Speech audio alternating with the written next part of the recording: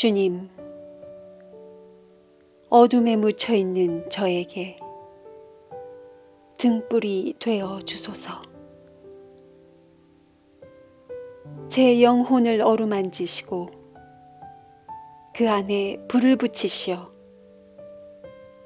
그것으로 하여금 밝게 피어올라 제 인생을 비추게 하소서. 제 몸을 당신 성전으로 삼으시고 당신의 영원한 불꽃이 제 심장 제단에서 타오르게 하소서. 나아가 제 속의 빛이 밖으로 형제자매들에게 비추어 저들의 무지와 죄의 어둠까지 몰아내게 하소서.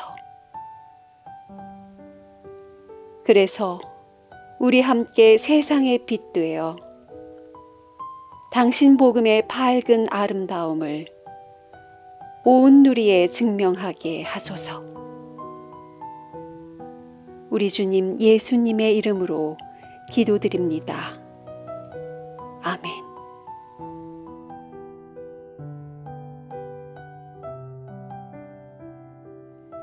누가 공동체가 전한 거룩한 복음입니다. 또 이렇게 말씀하셨다. 사실 어떤 예언자도 자기 고향에서는 환영을 받지 못한다. 잘 들어라. 엘리야 시대에 3년 반 동안이나 하늘이 닫혀 비가 내리지 않고 온 나라에 심한 기근이 들었을 때 이스라엘에는 과부가 많았지만 하느님께서는 엘리야를 그들 가운데 아무에게도 보내시지 않고 다만 시돈 지방 사렙다 마을에 사는 어떤 과부에게만 보내주셨다. 또 예언자 엘리사 시대에 이스라엘에는 많은 나병 환자가 살고 있었지만 그들은 단 한 사람도 고쳐주시지 않고 시리아 사람인 나아만만을 깨끗하게 고쳐주셨다. 회당에 모였던 사람들은 이 말씀을 듣고는 모두 화가 나서 들고 일어나 예수를 동네 밖으로 끌어냈다. 그 동네는 산 위에 있었는데 그들은 예수를 산 벼랑까지 끌고 가서 밀어 떨어뜨리려 하였다. 그러나 예수께서는 그들의 한가운데를 지나서 자기의 갈 길을 가셨다. 주님의 말씀입니다. 하나님께 감사드립니다. 할렐루야! 하나님 아버지와 우리 주 예수 그리스도로부터 오는 은혜와 평강이 이 자리에 계신 모든 분들과 함께 하시기를 바랍니다. 우리가 즐겨 쓰는 속담 중에 이왕이면 다홍치마라는 말이 있습니다. 여러분들 익히 아시듯이 이 세상에는 참 다양한 사람들이 있기 때문에 이걸 또 실험해 본 사람들이 있어요. 실험 참가자들에게 고기 덩어리 2개를 보여줍니다. 한쪽에는 무지방 99%, 다른 쪽에는 지방 1%, 이런 레이블이 붙어 있는 거예요. 뭔지 아시겠죠? 사실 같은 지방 함량을 가진 고기 덩어리들입니다. 같은 거라면 이왕이면 긍정적인 걸 고르겠죠. 그래서 사람들은 무심코 무지방 99%짜리 고기를 선택합니다. 실험 참가자 대부분이 그 고기를 선택했어요. 그래서 혹시나 해서 레이블을 조금 바꿔봤습니다. 한쪽에는 무지방 98%, 다른 쪽에는 그대로 지방 1%, 건강을 생각한다면 아무래도 지방 1%가 좀 낫겠죠? 여러분, 원래 이왕이면 다홍치마라는 속담의 원형은 같은 값이면 다홍치마예요. 여기 고기가 있습니다. 지방 함량에 있어서는 이제 더 이상 같은 값이 아니에요. 하나는 1%, 하나는 2%의 지방을 함유하고 있습니다. 그런데 표시를 지방 2%라고 하는 대신 무지방 98%라고 해놨다. 어떻게 되겠습니까? 여전히 사람들은 무지방 98%를 선택을 해요. 합리적이지는 않습니다. 혹시나 했는데 역시나죠. 그래도 이건 좀 너무하지 않습니까? 지방 1%가 있고 2%가 있으면 차이가 2배예요. 그래도 상관없습니다. 다르고 다르기 때문에 조금 오류가 있더라도, 조금 편향이 있어도 사람들은 그냥 보고 싶은 것을 보게 돼 있는 거죠. 오늘 본문은 사람들의 반응이 얼마나 합리적이지 않은가에 주목하고 있습니다. 나사렛에 가셔서 처음으로 예수께서 사명을 선포하신 지난주 본문의 뒷이야기를 조명하고 있죠. 흔히들 고향에서 배척당하신 예수라는 제목의 이야기입니다. 지난주에는 사람들이 모두 예수를 주목했어요. 22절에 보면 사람들이 모두 예수를 칭찬합니다. 은총의 말씀에 탄복합니다. 그리고 마치 경사라도 난 것처럼 수군거리기 시작합니다. 저 사람 요셉의 아들이야. 소설이나 영화로 치면 이 부분이 복선이죠. 복선이라는 것은 앞으로 일어날 어떤 반전을 암시하는 거예요. 여지껏 너무 좋았던 분위기가 이 부분에서 탁 바뀌게 되는데, 여러분 잘 기억해 놓으십시오. 서울 분들은 잘 모르시겠지만 저처럼 지방 사람들은요, 서울로 대학을 가잖아요. 그러면 플래카드를 학교 앞에 붙여놓습니다. 지역 어르신들은 우리 고장 출신의 유명 인사들, 판검사, 의원, 장관들 이름을 그냥 몇십 년치를 줄줄이 꿰고 있습니다.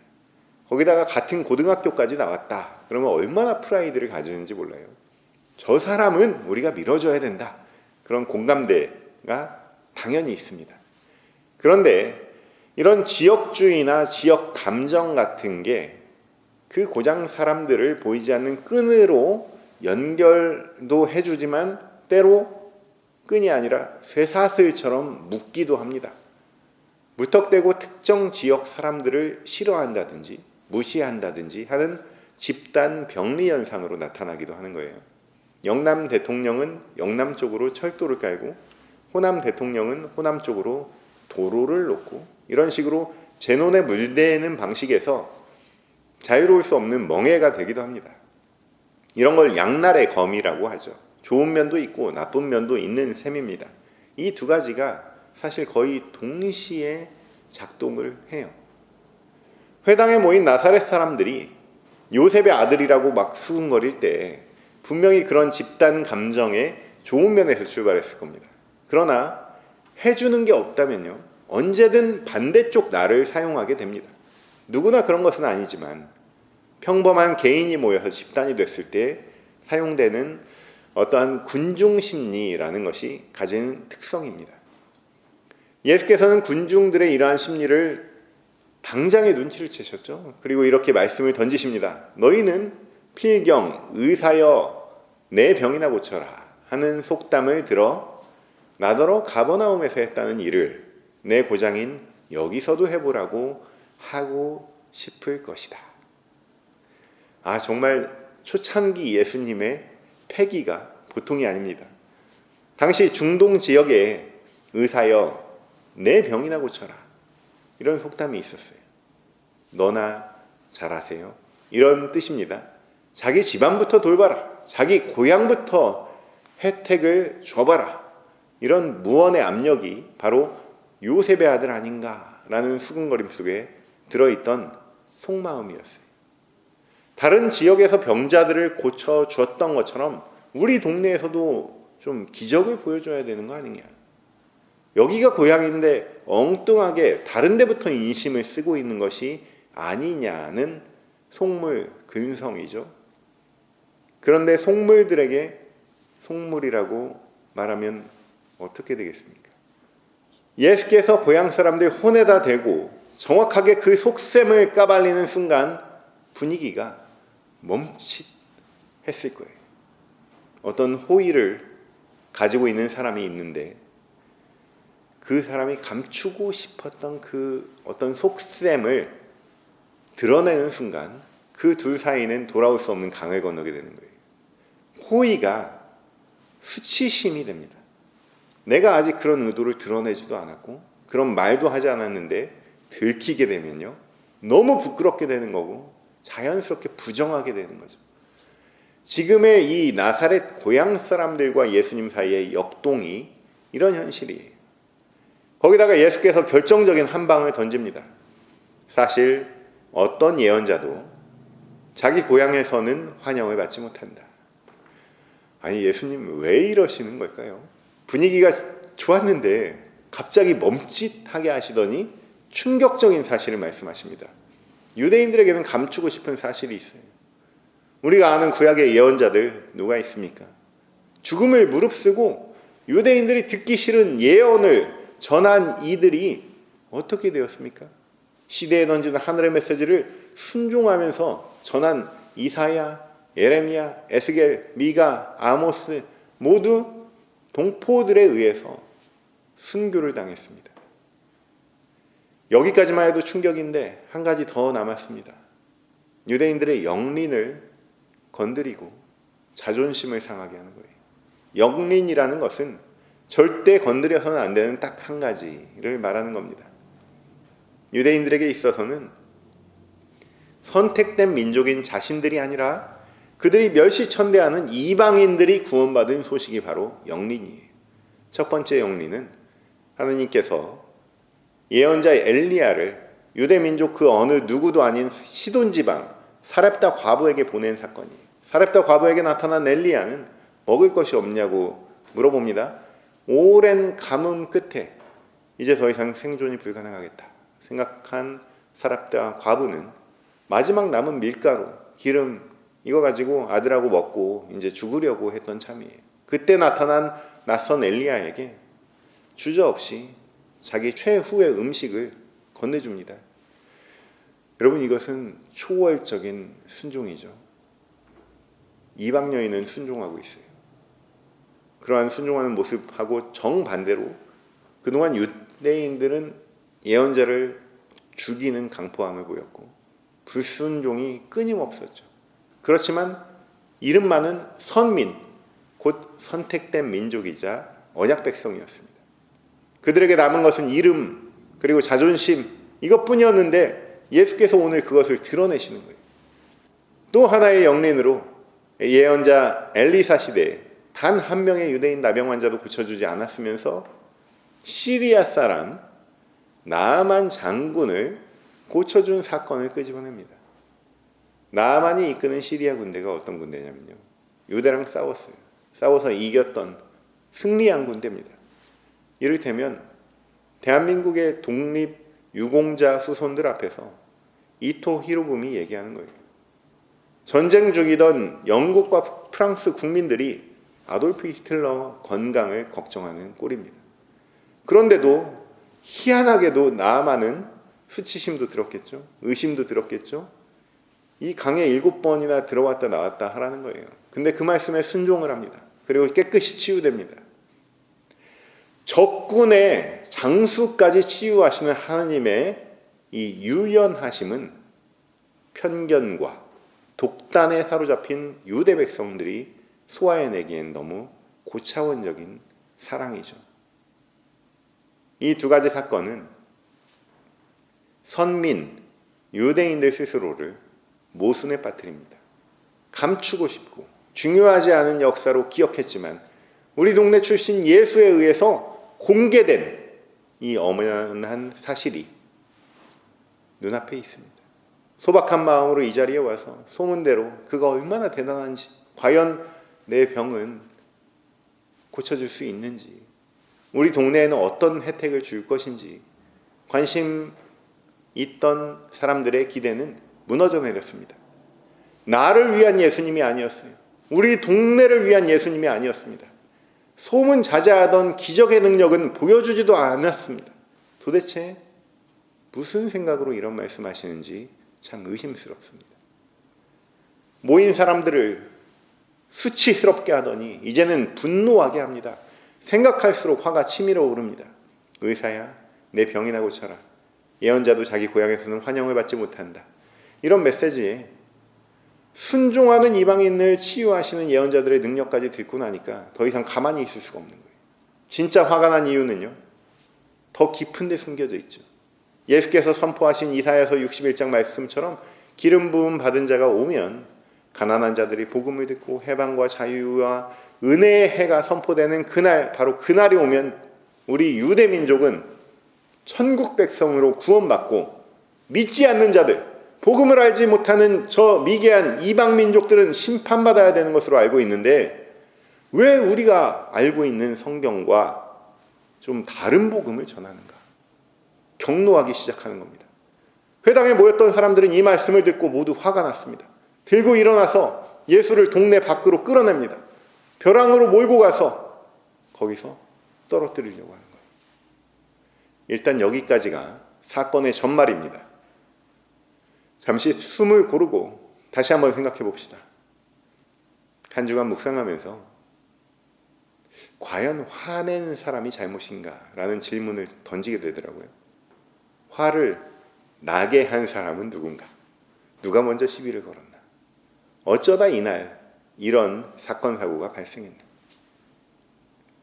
간단히 누가 공동체가 전하는 액면 그대로만 보면요, 나사렛 사람들은 애초에 은혜 받을 준비가 돼 있던 사람들이에요. 눈을 휘둥그렇게 뜨고 오늘 어떤 말씀을 전하실까? 부푼 기대를 안고 다른 마을에서 돌아다니는 소문이 사실이라면 여기서는 어떤 연약한 영혼들의 영육을 강건케 하실까? 호기심 어린 눈으로 예수를 주목하고 있었습니다. 여기까지 아무런 문제가 없었죠. 그런데 오늘 사건 이후로 나사렛은 더 이상 성서에 등장하지 않습니다. 어떤 사건이냐면 예수를 벼락에서 떨어뜨리려고 한 사건이에요. 심지어 어떤 성서학자는요, 나사렛은 예수를 배척한 죄값을 치렀다고 말합니다. 그럴 수도 있겠구나 생각하다가도 예수가 과연 그런 분인가? 따져보면 전혀 그런 분이 아니죠. 한 영혼 한 영혼을 천하보다 사랑하시는 분이 과연 나사렛을 버렸을까? 생각하지 않을 수 없었습니다. 저는 예수께서 나사렛 고향 사람들에게 큰 선물을 주고 가셨다고 결론을 내렸습니다. 역사에서 지어진 것이 무슨 큰 선물이냐 반문하실 수 있습니다. 일단 잘 들어보십시오. 지금으로부터 85년 전 어떤 사람이 대중들 앞에서 이런 내용으로 연설을 했습니다. 나는 기독교도와 인간으로서 주께서 조건 없는 사랑으로 고리대금업자 독사의 무리와 살모사의 무리를 성전에서 몰아내기 위해서 마침내 기운을 내어 일어나시어 채찍을 어떻게 주셨는지를 우리에게 알리는 그 대목을 읽고 또 읽었습니다. 이 세상을 위해서 유대인의 독에 맞서서 그분께서 행하신 엄청난 투쟁을, 그리고 그분께서 그 일 때문에 십자가에서 피 흘리며 돌아가셔야만 했다는 사실을 너무도 엄청난 충격으로 받아들이면서 나는 2000년이 지난 오늘 깨달았습니다. 이것은 오늘날 복음주의자의 설교라고 봐도 구분이 안 될 정도로 정교하게 설계된 하나의 연설입니다. 예수 그리스도의 십자가 처형이 있기까지 결정적인 원인이 있다면 그것은 성전 정화 사건이죠. 오늘 우리가 나누고 있는 누가복음 말씀도 나사렛 사람들이 얼마나 폭력적이고 범죄하는 사람들인지 드러냅니다. 유대인에 대한 축소판 모형 이야기죠. 이 연설도 유대인들이 마치 독사처럼 살모사처럼 뱀으로 묘사되고 예수께서는 그에 맞서 싸우다가 피 흘리며 돌아가셨다고 눈물을 자아냅니다. 이것은 1937년에 아돌프 히틀러가 독일 국민들에게 연설한 내용입니다. 그는 자신을 예수의 빙의를 해요. 유대 민족에 대한 증오를 가장 기본적인 무기로 독일 민족을 설득시켰습니다. 훗날 히틀러가 몰락하고 나치즘이 사라지면서 더 이상 사람들은 유대인들을 이렇게 배척하지는 않습니다. 그런데 교회에서는요, 너무 쉽게 배척을 하죠. 예수를 절벽 아래로 떨어뜨리려는 나사렛 사람들처럼 우리도 예수를 십자가에 못 박으라고 외친 유대인들을 저주합니다. 그들에게 분을 냅니다. 이것이 참 히틀러의 방식하고 너무나 유사하죠. 우리 지역의 성직자들이 모여서 지역의 현안을 이야기할 때 마치 일개미처럼 어디서 이런 이슈를 가져오는지 알 수 없을 정도로 열심히 지역의 가난한 사람들, 어려운 사람들, 소외된 사람들을 위해서 지역운동하는 성직자가 한 분 있습니다. 그분은 유대교 랍비이고 제 친구입니다. 그는 사람들에게 빵을 나눠주고 선량한 미소를 띠는데 관심이 없습니다. 빵을 나눠주지 않아도 되는 공정한 현실을 꿈꾸고 함께 좀 법을 만들어 보자 우리를 설득합니다. 그 랍비하고 3년 넘게 이메일을 주고받고 페티션 작업을 하면서 돌아보니까요, 매주 설교할 때 예수 그리스도를 전하자면 유대인들을 나쁜 사람 만들어야 편하다고 느끼는 제 자신이 있는 거예요. 그러면서 이런 질문이 이어집니다. 우리 예수님이 과연 누군가를 미워함으로, 어떤 대상을 증오함으로 부각시켜야 할 정도로 밋밋하신 분인가? 증오하지 않더라도 그 크신 사랑 전할 게 얼마나 많은가? 그리고 고개를 돌려서 오늘 나사렛 사람들을 다시 봤습니다. 그들은 왜 화가 났을까? 무엇이 예수를 죽이고 싶을 만큼 화나게 만들었을까? 우리도 주변에 순박한 사람들을 많이 만납니다. 경계선을 정해놓고 그 안에서 안전하게 예수 믿는 사람들 많이 봅니다. 그들은 선량하고 아름다운 미소를 띠고 있습니다. 마치 어린 시절에 너무 귀여워서 아주 예쁜 유리병에 넣어놓고 키운 새와 같습니다. 그 새가 바라보는 세상은 따스하고 안전하죠. 눈만 뜨면 주인이 음식을 넣어줍니다. 아무런 부족함이 없습니다. 어느 날 그 새는 자신과 비슷하게 생겼는데 날아다니는 다른 존재들을 발견합니다. 한 끼 식사를 위해 죽을 만큼의 날갯짓을 하는 바깥의 새들을 측은히 여깁니다. 그러나 현실은 자신이 날지 못한다는 것이죠. 날개를 움직여 보지만 꿈쩍도 못합니다. 갇혀있는 신새입니다. 날 수 있는 유일한 방법은 있는 힘껏 그 유리병을 깨뜨려야 되는 거예요. 깨뜨리려고 사용할 수 있는 유일한 도구는 자신의 부리입니다. 부리에서 피가 나더라도 깨뜨려야 삽니다. 날기 이전에 살아야 합니다. 피가 나더라도 병을 깨뜨리는 데 필요한 에너지를 화라고 합니다. 전통적으로 세상은 화내면 못 써 라는 이미지를 심어주죠. 서로 평화롭게 살아야 하니까요. 그러나 화낼 수 있는 권리를 거세당한 사람은 그 어떤 창조성도 발휘할 수 없습니다. 화 에너지는 가장 중요한 시작입니다. 모든 역사는 의분에서 시작됩니다. 의로운 분노요, 자기 자신의 처지를 깨닫는 데서 시작되는 거예요. 집단이 가진 분노는 처지를 깨닫게 하고 서로 어깨동무하게 만들며 역사를 거스르는 자들과의 격돌을 통해서 역사 발전의 원동력이 됩니다. 심리 치료에 있어서도 가장 첫 번째는 이 착한 사람으로 존재하고자 하는 욕망을 벗기는 데서부터 시작합니다. 우리는 그리스도인이지 착한 사람이 되고자 이 자리에 모인 것이 아닙니다. 우리는 나사렛 사람들처럼 조금만 심기를 건드려도 본색이 드러나는 그런 연약한 존재예요. 그러나 그것을 멋지게 포장을 하죠. 아닌 척합니다. 물론 건드리기만 해도 화가 터져 나오는 그것은 병적 증세입니다. 그게 아니라 지금 젠틀한 사람들 얘기를 하고 있는 거예요. 너무 착하고 싶고 너무 감추고 싶고 삶이 예배가 되어야 되고 타인의 모범이 되어야 한다고 믿는 사이에 여러분의 마음은 점점 굳어가고 여러분의 날개는 유리병 안에서 구겨져 가고 있음을 한번 의심해 보시기 바랍니다. 예수께서는 화 에너지를 창조 에너지로 바꾸는 방법을 아셨습니다.